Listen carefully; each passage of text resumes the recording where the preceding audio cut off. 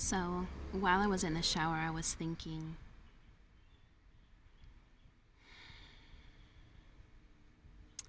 this life is sacred. And it may not be sacred for everybody, but it's sacred to me, right? And I thought to myself, how heavy of a burden it must be for some people who are in relationships and are in a space of being unequally yoked. And I don't really dwell in scripture much, but there are moments where I have this aha moment as a metaphor when I used to be in Christianity, where unequally yoked will never be something that will be successful.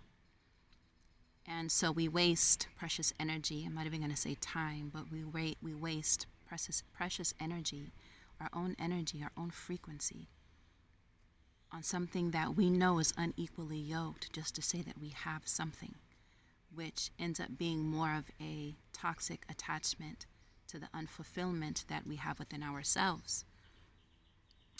And this life that I'm living now is been in a space of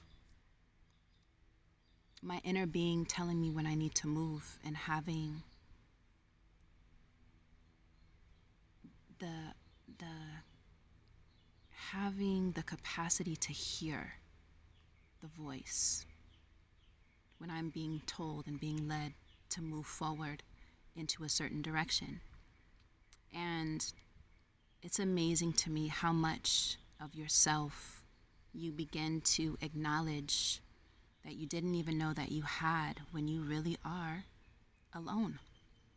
And I don't mean lonely, I mean alone. Alone in your own presence, alone in your own voice, alone in your own energy. And, me living this life now, especially van life, I put myself in a space where I don't want to be around anybody. Even in van life, I don't want to be around anybody. I'll indulge every here and there, but I'm still in my own space and not wanting to be around a lot of people, because I can hear a lot clearer and things in my life align like this. So not having a person in your life that is equally yoked is not something I'm willing to dwell in anymore. I don't mind entertaining, having a drink, having beautiful conversations. But if we're not on the same mindset, and my energy and frequency, my ancestors, my spirit guides are telling me that I need to move, I'm going to move. And if I'm not with somebody who doesn't have the capacity to be able to move when I need to move, then it really becomes more of a hindrance. And I'm just not willing to subject myself to that anymore.